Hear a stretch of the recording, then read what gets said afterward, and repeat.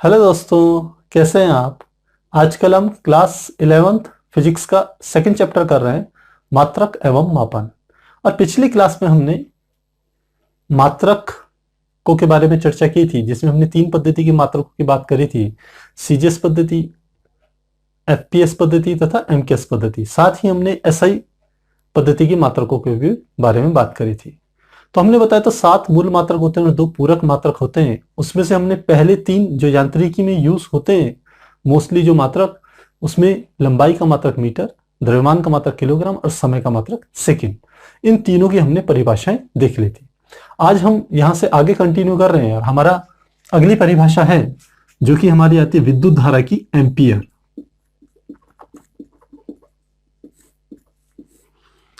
Ampere की परिभाषा के अनुसार ये कहते हैं 1 एम्पियर वह विद्युत धारा है। तो हम कहते हैं 1 एम्पियर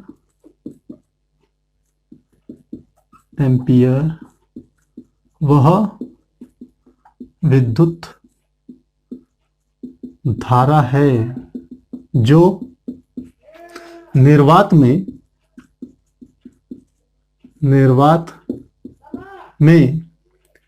1 मीटर की दूरी पर स्थित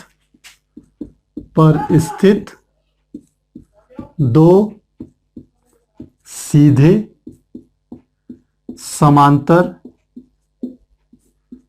तारों में प्रवाहित होने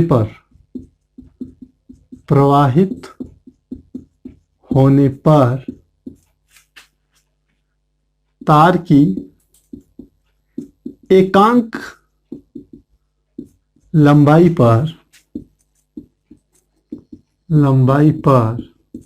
2 गुणा 10⁻⁷ न्यूटन का बल आरोपित करती है। तो यह हमारी परिभाषा एम्पियर की। 1 एम्पियर वह विद्युत धारा है जो निर्वात में 1 मीटर की दूरी, यानी कि हम यदि निर्वात में 2 तार लें और इन तारों के बीच की दूरी हम कहते हैं कि 1 मीटर है, तो यदि इन तारों पर 1 एम्पियर की विद्युत धारा प्रवाहित हो तो तारों की एकांक लंबाई पर, यानी कि ये तो अनंत लंबाई के तार हम मान रहे हैं, तो इसमें तार की एकांक मीटर की लंबाई पर जो इन तारों के बीच में जो बल काम करेगा उस बल का मान होगा 2 गुणा 10⁻⁷ न्यूटन। तो हम कहेंगे इन तारों में बहने वाली धारा का मान 1 एम्पियर होगा। तो यह हमारी है विद्युत धारा का मात्रक एम्पियर की परिभाषा। अब हम अगली परिभाषा लेते हैं जिसे हम कहते हैं केल्विन। हम कहते हैं 1 केल्विन ऊष्मागतिकी ताप का मात्रक है और 1 केल्विन वह ताप है जो जल के त्रिक बिंदु, हम कहते हैं 1 केल्विन वह ताप है जो जल के त्रिक बिंदु ऊष्मा गतिकी ताप का 1/273.16 भाग है। अब हम समझेंगे जल का त्रिक बिंदु क्या होता है। परिभाषा को समझने के लिए हम कहते हैं कि यदि हम इस प्रकार से एक ग्राफ बनाएं, एक ग्राफ प्लॉट करें, तो हम देखते हैं यहां पर ताप के बीच में और जल की अवस्थाओं के बीच में यदि ग्राफ तैयार करें तो हम देखते हैं एक बिंदु ऐसा आता है कि इससे एक तरफ जाने पर हमें, ये 3 हिस्से होते हैं, एक तरफ जाने पर ठोस अवस्था प्राप्त होती है, एक तरफ जाने पर द्रव अवस्था प्राप्त होती है और एक तरफ जाने पर गैस अवस्था प्राप्त होती है। तो यह जो वह ताप है जिससे एक तरफ जाने पर और थोड़ा दाब परिवर्तित होने पर हमें ठोस मिलता है, दूसरी तरफ द्रव और तीसरी तरफ गैस मिलती है, इस ताप को हम कहते हैं जल का त्रिक बिंदु। और इसी त्रिक बिंदु का यदि 1/273.16 भाग यदि कर दिया जाए तो वही हमारा किसके बराबर होता है, 1 केल्विन के बराबर होता है। इसके अलावा हम एक और परिभाषा दे सकते हैं, हम कहते हैं पिघलती हुई बर्फ का तापमान और उबलते हुए जल का तापमान। यदि इन दोनों के अंतर को 100 बराबर हिस्सों में बांट दिया जाए तो जो एक भाग जो हमारा आएगा वह भी 1 केल्विन के बराबर होगा। तो लिख सकते हैं, हम कहते हैं पिघलती हुई बर्फ तथा उबलते हुए जल के तापांतर के 100वें भाग को 1 केल्विन कहते हैं। जो हमारा तापांतर आएगा उसका यदि 100वां भाग निकालें तो वह हमारा ताप 1 केल्विन के बराबर होगा। तो इस प्रकार से हम एम्पियर और केल्विन की परिभाषा समझ सकते हैं और इसे जान सकते हैं। हमारी अगली परिभाषा है ज्योति तीव्रता की, कैंडिला।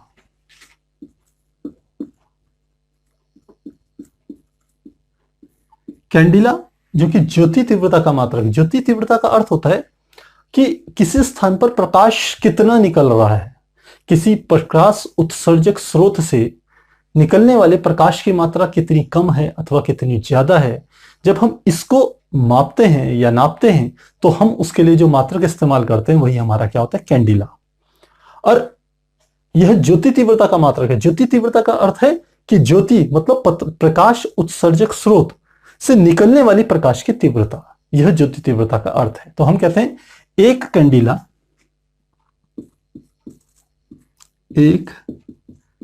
कैंडिला हम यहां पर लेंगे आदर्श कृष्णिका, यानी कि कृष्णिका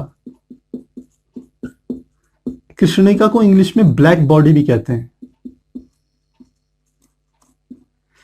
एक कैंडिला कृष्णिका के तल के लंबवत दिशा में उसके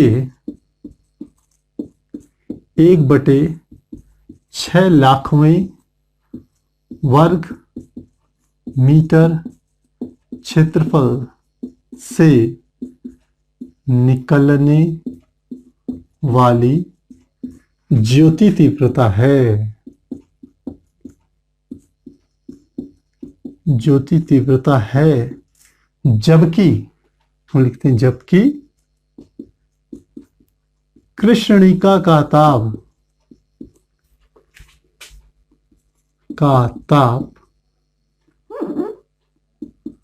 प्लेटिनम के गलनांक के बराबर हो।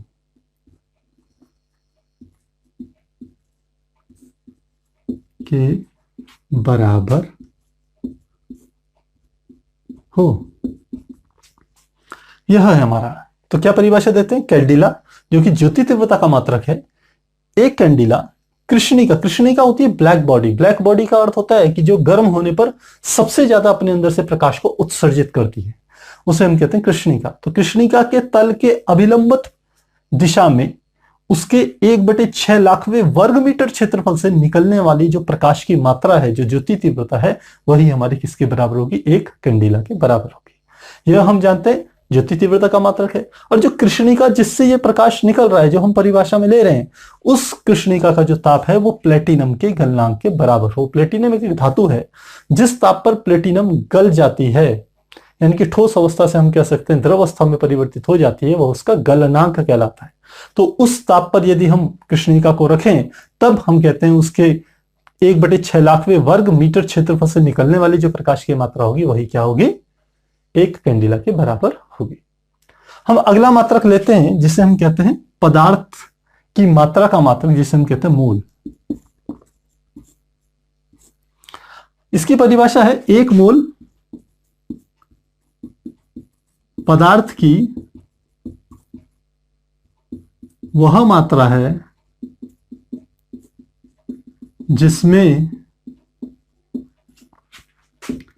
पदार्थ के अवयवों की संख्या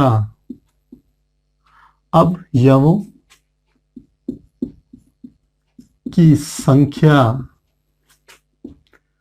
कार्बन 12 के 12 ग्राम, या किलोग्राम में कहें तो 0.012 किलोग्राम में उपस्थित परमाणुओं की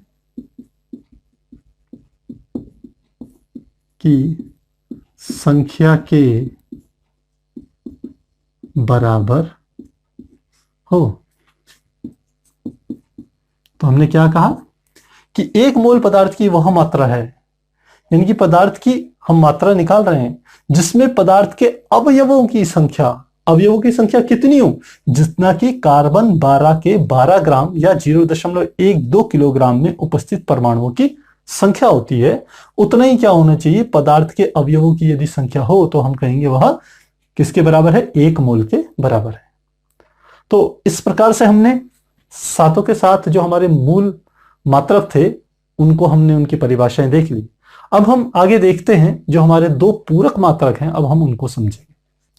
तो हम पूरक मात्रकों के बारे में चर्चा करेंगे। हमारा पूरक मात्रक हम जानते हैं दो होते हैं, एक कोण का मात्रक रेडियन और दूसरा घन कोण का मात्रक स्टेरेडियन। तो सबसे पहले हम रेडियन के बारे में चर्चा करेंगे। हम कहते हैं एक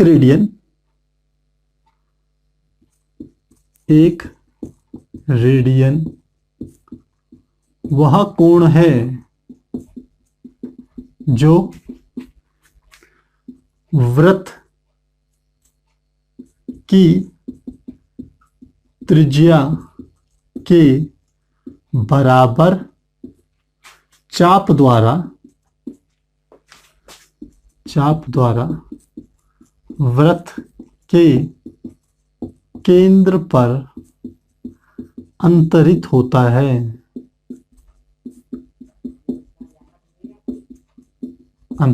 है। तो कैसे समझेंगे हम इसे? हमने कहा एक वृत्त लिया हमने, मान लेते हैं यह वृत्त का केंद्र हमने ले लिया, वृत्त का केंद्र है O, और इस वृत्त की जो हमने त्रिज्या ले ली, मान लेते हैं यह त्रिज्या है, मान लेते हैं R। तो हम कहते हैं यदि वृत्त की जो त्रिज्या है हमारी R, इतनी ही लंबाई का यदि हम यहां पर एक चाप लें, मान लेते हैं यह चाप इतना है, यहां से लेके यहां तक का चाप, और हमने कहा इस चाप की लंबाई क्या है, R है।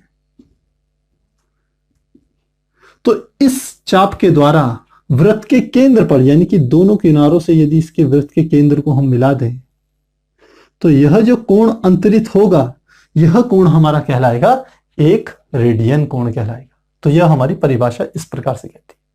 तो कोण का जो सूत्र होता है वो होता है कोण बराबर होता है चाप बटे त्रिज्या। अब हम कहते हैं चाप की लंबाई कितनी है, वृत्त की त्रिज्या के बराबर है, तो R से R कट जाएगा, तो ये क्या गया 1, और यह हमारा कोण का मात्रक क्या हो जाएगा, रेडियन। अब आपने पिछली क्लासेस में पढ़ा होगा कि वृत्त के केंद्र पर जो कुल कोण अंतरित होता है वह कोण हमारा 2 पाई होता है, 2 पाई रेडियन होता है, जिसे हम डिग्री में 360 डिग्री कहते हैं।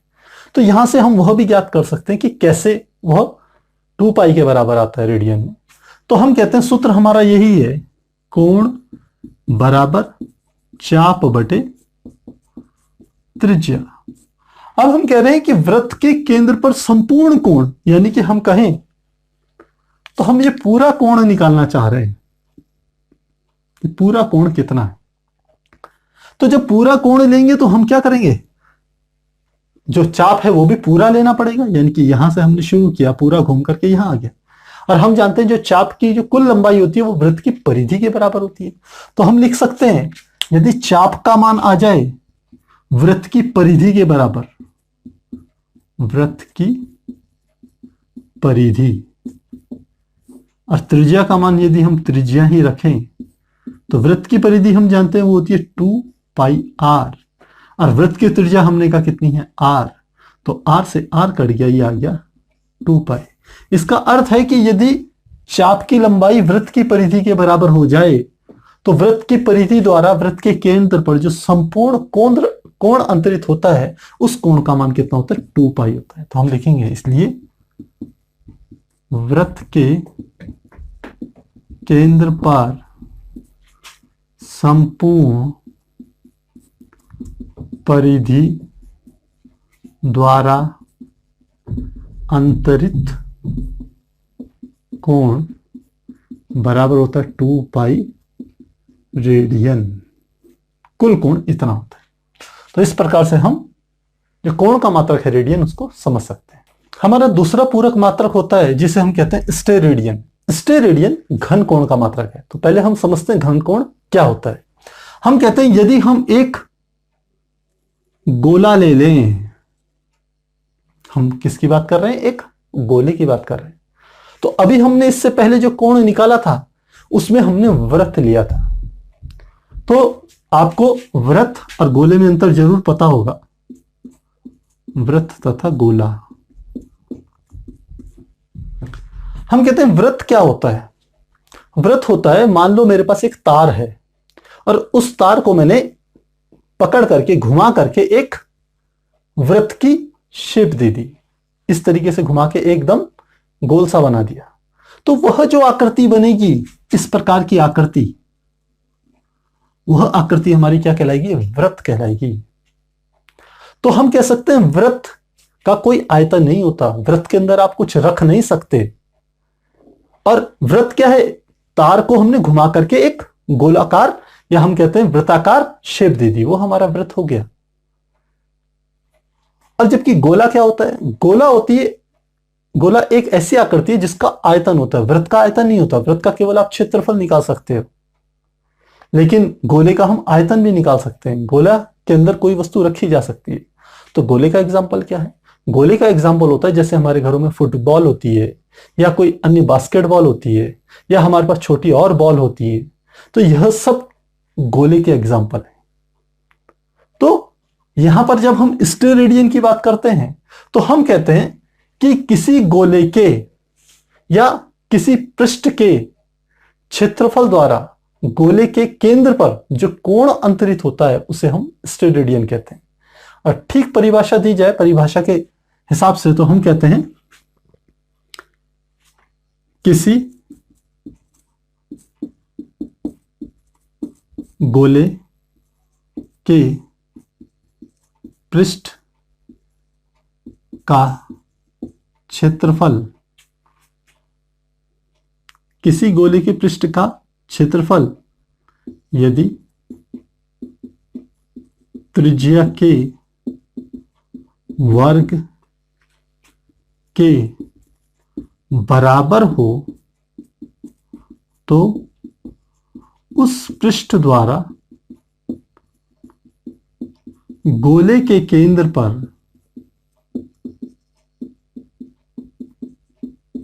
अंतरित कोण, अंतरित कोण, और कोण ना कहकर कहेंगे, इसे घन कोण कहेंगे। अंतरित घन कोण एक स्टेरेडियन होता है।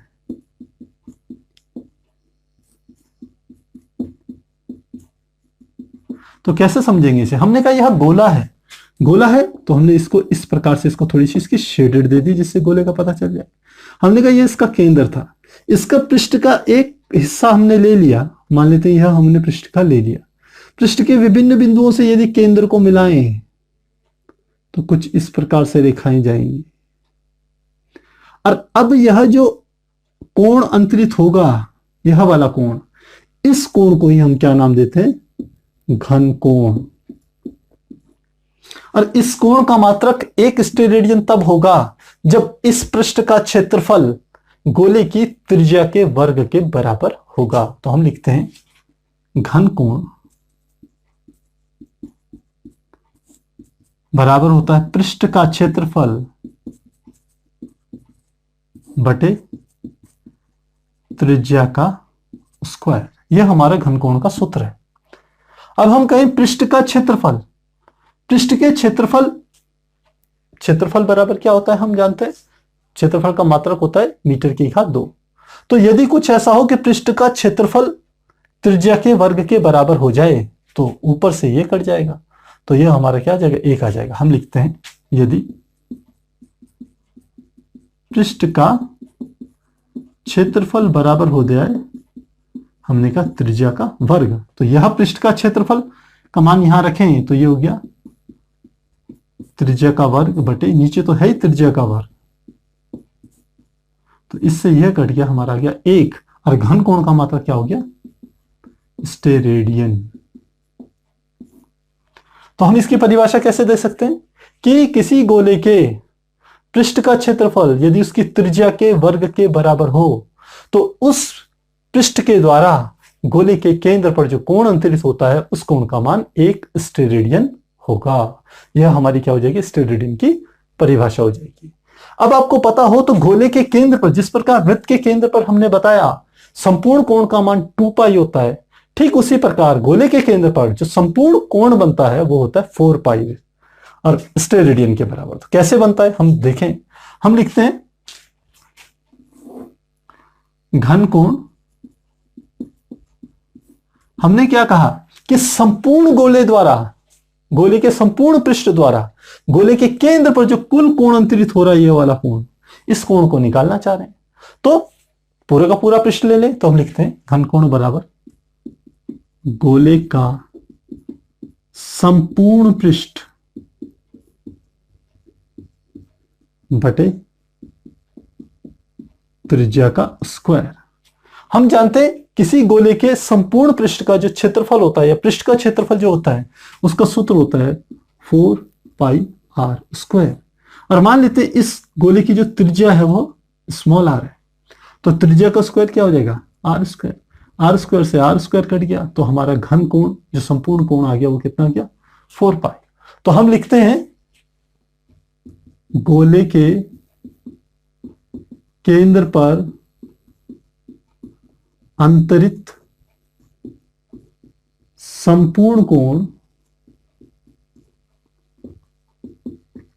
बराबर होगा 4 पाई स्टेरेडियन, 4 पाई स्टेरेडियन होगा। तो यहां से आपको पूरक मात्रकों से यह जानकारी मिली कि कोण का मात्रक होता है चाप बटे त्रिज्या और इसका मात्रक होता है रेडियन, जबकि घनकोण का मात्रक जो होता है वो होता है स्टेरेडियन और इसका सूत्र होता है पृष्ठ का क्षेत्रफल बटे त्रिज्या का स्क्वायर। साथ ही हमें यह भी पता चला कि वृत्त के केंद्र पर जो संपूर्ण कोण अंतरित होता है उसकी परिधि द्वारा उसका मान 2 पाई होता है, 2 पाई रेडियन होता है, और गोले के केंद्र पर उसके संपूर्ण पृष्ठ द्वारा जो कुल कोण अंतरित किया जाता है उस वह 4 पाई स्टेरेडियन के बराबर होता है। तो इस प्रकार से हम कोण को जिसका मात्रक रेडियन है तथा घन कोण जिसका मात्रक स्टेरेडियन है उसको समझ सकते हैं। अभी हमने 7 मूल मात्रक और 2 पूरक मात्रकों की परिभाषाओं में के बारे में चर्चा की। अब हम देखते हैं कि फिजिक्स में इन मात्रकों के अलावा कुछ और अधिक मात्रकों का इस्तेमाल किया जाता है, प्रयोग किया जाता है। तो अब हम उन्हीं मात्रकों के बारे में चर्चा करेंगे। यह जो मात्रक है यह अंकित प्रश्नों में बहुतायत हमारे को मिलेंगे। तो सबसे पहले हम लंबाई के अन्य मात्रकों के बारे में बात करें। लंबाई के अन्य मात्रक, लंबाई के यदि अन्य मात्रकों में छोटे मात्रक लें, छोटे मात्रक, तो पहला होता है हमारा 1 मिलीमीटर, एक, उससे पहले ले लेते हैं 1 सेंटीमीटर। 1 सेंटीमीटर बराबर होता है 10 की घात -2 मीटर। उसी प्रकार 1 मिलीमीटर, मिलीमीटर बराबर होता है 10 की घात -3 मीटर। 1 माइक्रोन, 1 माइक्रोमीटर बराबर 10 की घात -6 मीटर। उसके बाद हमारा आता है 1 नैनोमीटर,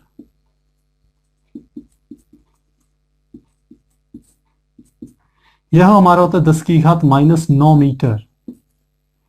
फिर आता है 1 एंगस्ट्रॉम, ये होता है 10 की घात -10 मीटर। इसके बाद आता है 1 पिकोमीटर, यह होता है 10 की घात -12 मीटर। एक होता है एक इसको कहते हैं फर्मी, फर्मी या फेम्टोमीटर, फेम्टोमीटर, एफएम से निरूपित करते हैं इसे। यह बराबर होता है 10⁻⁻15 मीटर। तो लंबाई के जो छोटे मात्रक होते हैं वो हमारे इस प्रकार से प्रदर्शित किए जाते हैं। इसके अलावा जो लंबाई के बड़े मात्रक हैं, इसमें पहला आता है 1 किलोमीटर। किलोमीटर हम जानते हैं ये होता है 10⁻³ मीटर के बराबर होता है। दूसरा होता है 1 प्रकाश वर्ष। आपने पुरानी क्लासों में पढ़ा होगा, 1 प्रकाश वर्ष वह दूरी होती है जो प्रकाश द्वारा 1 वर्ष में तय की जाती है। अर्थात प्रकाश यदि आज से चलना शुरू हो इस सेकंड से, तो हम कहते हैं ठीक 1 साल बाद इसी सेकंड पर वो जितनी दूरी तय कर लेगा वह दूरी 1 प्रकाश वर्ष कहलाती है। तो इसका मान होता है 9.46 × 10⁻15 मीटर। इसके अलावा एक हमारी होती है खगोलीय मात्रक। एक खगोलीय मात्रक, इसको एस्ट्रोनॉमिकल यूनिट भी कहा जाता है। और जो एक हमारा खगोलीय मात्रक होता है वह लगभग बराबर होता है 1.496 × 10⁻11 मीटर के बराबर होता है। 1.496 × 10⁻11 मीटर के बराबर होता है। जो हमारा खगोलीय मात्रक होता है, यह खगोलीय मात्रक का अर्थ होता है सूर्य और पृथ्वी के बीच की जो औसत दूरी होती है, जो माध्य दूरी होती है, उस दूरी को ही हम एक खगोलीय मात्रक के रूप में प्रयोग में लाते हैं। अर्थात पृथ्वी और सूर्य के बीच की जो औसत दूरी है वो 1.496 × 10⁻11 मीटर के बराबर होती है। इसके अलावा हमारा जो दूसरा मात्रक होता है वह हमारा होता है 1 पारसेक। यह भी दूरी का मात्रक होता है और इसका मान होता है 3.08 × 10⁻16 मीटर, इसके बराबर होता है। जैसे हमने किलोमीटर आप समझते हैं 10⁻³ मीटर, प्रकाश वर्ष हमने कहा प्रकाश द्वारा 1 वर्ष में तय की गई दूरी को 1 प्रकाश वर्ष कहते हैं। खगोलीय मात्रक हमने कहा सूर्य और पृथ्वी के बीच की जो माध्य दूरी है, जो औसत दूरी है, उस औसत दूरी को हम एक खगोलीय मात्रक के रूप में प्रयोग करते हैं। इसका मान 1.496 × 10⁻11 मीटर के बराबर होता है। अगला हमारा मात्रक होता है पारसेक। पारसेक का अर्थ ये होता है, इसको इस प्रकार से मेजर करते हैं, हम कहते हैं यदि एक खगोलीय मात्रक की लंबाई के बराबर एक चाप ले लिया जाए और इसके द्वारा किसी बिंदु पर जो कोण अंतरित हो रहा है, इस कोण का मान यदि 1 सेकंड के बराबर हो, हम जो हमारा कोण होता है वो डिग्री में होता है। 1 डिग्री को हम 60 मिनट और 1 मिनट को हम 60 सेकंडों में बदल लेते हैं, विभाजित कर देते हैं। तो एक खगोलीय मात्रक द्वारा यदि किसी बिंदु पर 1 सेकंड का कोण अंतरित हो रहा है, तो हम कहेंगे जो दूरी होगी वो 3.08 × 10⁻16 मीटर के बराबर होगी, अर्थात जिसे हम 1 पारसेक कहेंगे। तो हम लंबाई के छोटे मात्रकों का भी प्रयोग करते हैं और बड़े मात्रकों का भी अलग अलग स्थानों पर जहां जैसी आवश्यकता होती है वैसे प्रयोग करते हैं। जिस प्रकार हमने लंबाई के छोटे और बड़े मात्रकों को हम लिया, ठीक उसी प्रकार से हम द्रव्यमान के भी कुछ छोटे और बड़े मात्रकों को देखेंगे। तो हम लेते हैं अगला, द्रव्यमान के मात्रक।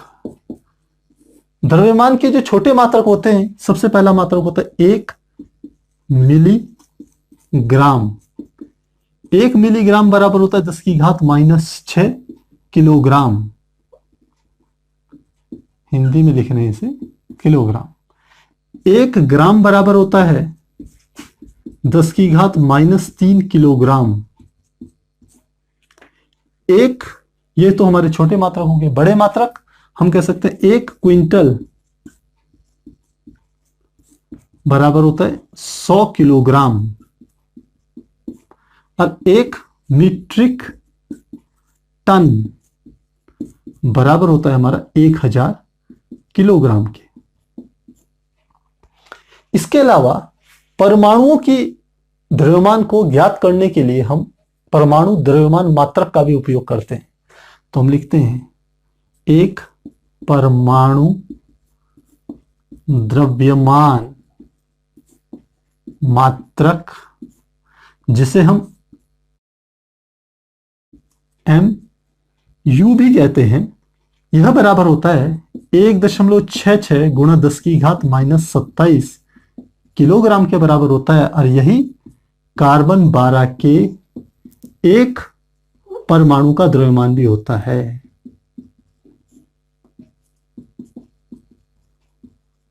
तो आपको इसका भी इस्तेमाल करना पड़ेगा। जब बहुत छोटे द्रव्यमान, परमाणु के द्रव्यमानों की बात हो, तो वहां पर किलोग्राम नहीं चलता, ये बहुत बड़ा मात्रक हो जाता है।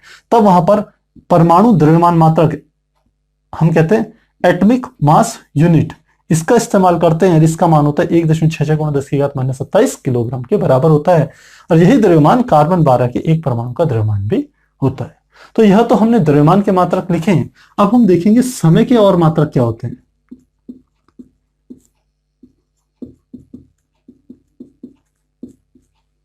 तो समय के और मात्रक होते हैं, सबसे पहला होता है हमारा, हम जानते हैं सेकंड, इसका मूल मात्रक सेकंड होता है।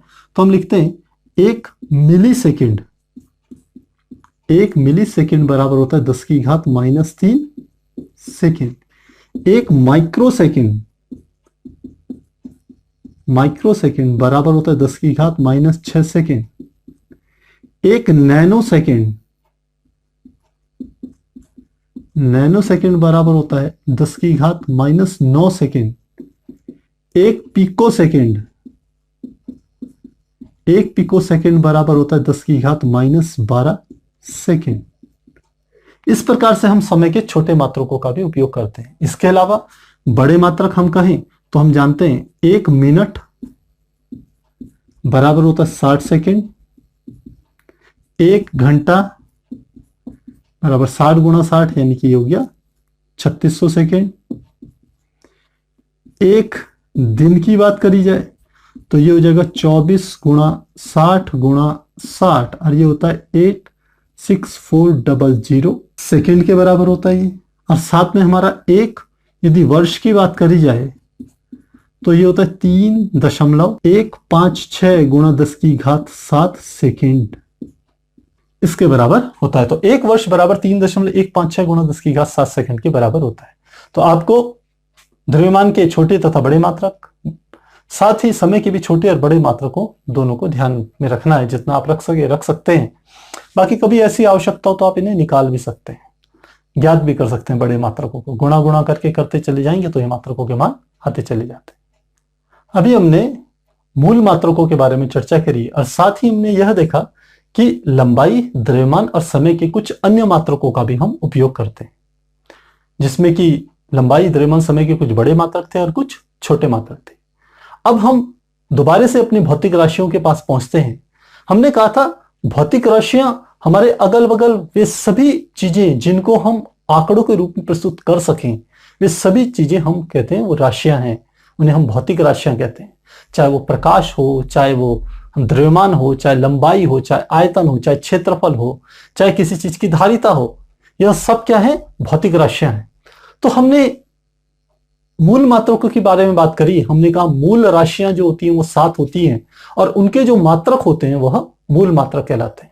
हमने मूल राशियों की परिभाषा भी दी कि हमने कहा वे सभी राशियां जो पूर्ण रूप से अनिर्भर होती है दूसरों पर, जो दूसरों पर कोई किसी भी प्रकार से आधारित नहीं होती, डिपेंडेंट नहीं होती, उनको प्रस्तुत करने के लिए, उनको परिभाषित करने के लिए किसी दूसरी राशि की आवश्यकता नहीं होती, ऐसी सभी राशियों को हम मूल राशियां कहते हैं और उनके मात्रकों को हम मूल मात्र कहते हैं। अब मात्रकों की भौतिक राशियों का एक दूसरा समूह है जिसे हम कहते हैं व्युत्पन्न मात्रक।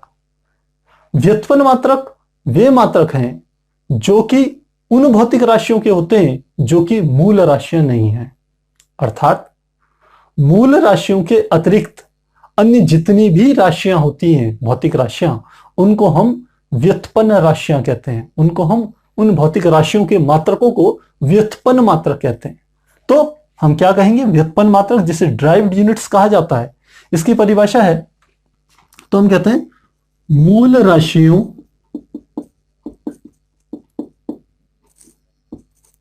के अतिरिक्त अन्य सभी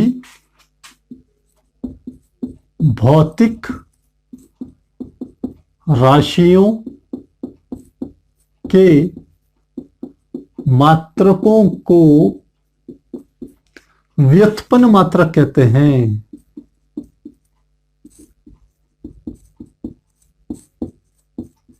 व्युत्पन्न मात्रक कहते हैं। व्युत्पन्न मात्रक की हम एक और परिभाषा दे सकते हैं, वह है कि मूल मात्रकों पर एक या एक से अधिक, हम कहते हैं एक या एक से अधिक मूल मात्रकों पर घाते लगाकर व्युत्पन्न मात्रक प्राप्त किए जाते हैं।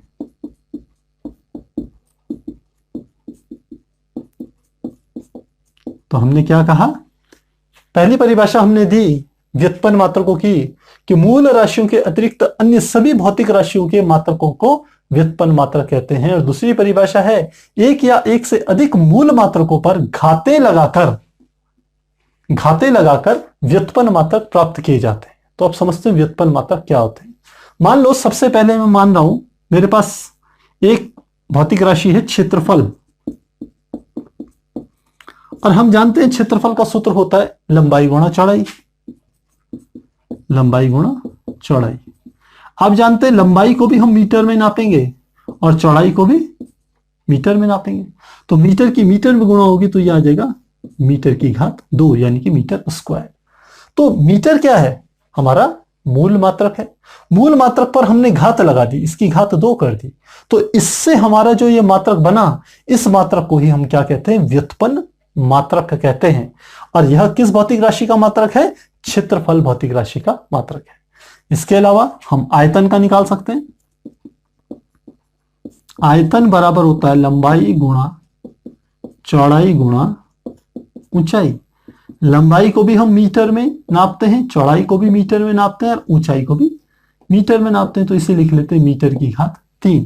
तो यह भी मूल मात्रक मीटर पर घात लगा करके इसको प्रस्तुत किया जा रहा है, प्रदर्शित किया जा रहा है। इसके अलावा हम लिखते हैं जैसे चाल।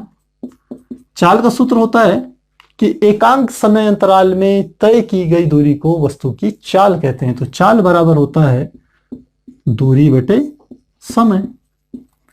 दूरी को हम जानते हैं मीटर में नापते हैं और समय को हम नापते हैं सेकंड में। तो चाल का जो हमारा मात्रक आया वो मीटर बटे सेकंड आया। मीटर भी लंबाई का मूल मात्रक है और समय का मूल मात्रक सेकंड है, लेकिन भौतिक राशि चाल का जो मात्रक होगा वो मीटर बटे सेकंड के बराबर होगा। तो हम देख रहे हैं इन मात्रकों को मूल मात्रकों के पदों में ही व्यक्त किया जा रहा है। इसलिए क्योंकि ये मूल मात्रकों से ही निकल करके आते हैं, इसलिए ऐसे मात्रकों को हम क्या कहते हैं, व्युत्पन्न मात्रक कहते हैं। कुछ और अन्य व्युत्पन्न मात्रकों की बात करें, हम लिखते हैं त्वरण। त्वरण बराबर होता है वेग परिवर्तन बटे समय। वेग परिवर्तन और चाल का मात्रक एक ही होता है, यानी कि मीटर बटे सेकंड गुणा, नीचे क्या था सेकंड समय था, तो ये भी क्या आ जाएगा सेकंड। तो मात्रक क्या आ गया, मीटर बटे सेकंड की घात 2। यह हमारा किसका मात्रक हो गया, त्वरण का मात्रक हो गया। ऐसे ही हम चाहें तो बल का मात्रक निकाल सकते हैं। बल का सूत्र होता है बल बराबर द्रव्यमान गुणा त्वरण। द्रव्यमान को आप जानते हैं किलोग्राम में नापते हैं, और त्वरण का भी हमने मात्रक निकाला मीटर बटे सेकंड की घात 2।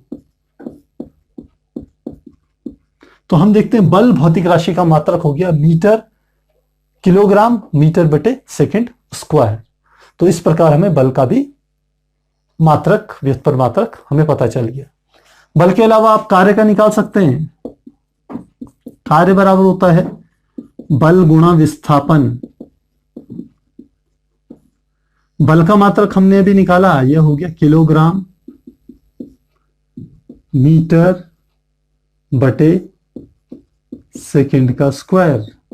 ये तो बल का मात्रक हो गया। और विस्थापन हम नापते हैं फिर से मीटर में, तो इसका मात्रक हो गया किलोग्राम,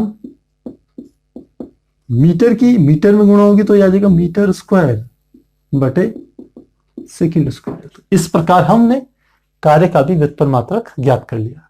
तो आप देख रहे हैं कि जितने भी मूल राशियों के अतिरिक्त जितनी भी भौतिक राशियां हैं उनके जो मात्रक होते हैं वो मूल मात्रकों के पदों में ही प्राप्त होते हैं हमें, इसलिए और मूल मात्रकों के द्वारा ही ये निकाले जाते हैं, इसलिए इनको क्या कहते हैं, व्युत्पन्न मात्रक या डिराइव्ड यूनिट कहा जाता है। तो दोस्तों आज हमने मूल मात्रकों के कुछ अन्य परिभाषाएं हमने करी, साथ ही हमने पूरक मात्रकों के बारे में भी जाना, उसके साथ ही हमने लंबाई, द्रव्यमान और समय के कुछ अन्य मात्रक, छोटे और बड़े मात्रकों को जाना जिनकी हमें समय समय पर आवश्यकता पड़ेगी। इसके अलावा हमने व्युत्पन्न मात्रकों को समझा कि व्युत्पन्न मात्रक क्या होते हैं और अन्य भौतिक राशियों के मात्रकों को कैसे निकाला जाता है जो मूल राशियों की श्रेणी में नहीं आते। तो आज मुझे पूरा विश्वास है जो मैंने आपको आज समझाया होगा यह आपके समझ में जरूर आया होगा। आप इनमें से प्रत्येक की जो परिभाषाएं हैं वो किताब से अच्छी तरीके से नोट करके उनको जरूर याद कीजिएगा, क्योंकि यह परिभाषाएं परीक्षाओं में बार बार पूछी जाती हैं। तो मिलते हैं अगली क्लास में, तब तक के लिए गुड बाय।